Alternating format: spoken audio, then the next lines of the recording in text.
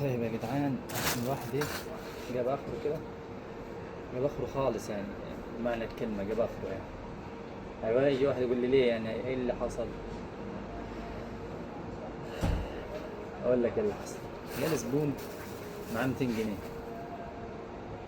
تمام، معاه 200 جنيه. قال لي عايز ب 20 لب ابيض من غير ملح، و10 عليهم سوداني، سوري، لب سوري. قلت له يا عم ماشي. ما كانش موريني ال 200 جنيه يعني. عملت له حاجه زي كده وخلصت، وقال لي حطهم فوق بعض. حطيتهم فوق بعض زي كده اهو، زي ما انتم شايفين. اداني ال 200 وانا لسه فاتح. بقول له معيش فك. قال لي طب هفك واجيبك. اقسم بالله يعني بقى له ربع ساعه ما جاش. انا يعني انا بمعنى صح كده اخبط راسك في الحيط، مش عايز ليه. نج انت بقى.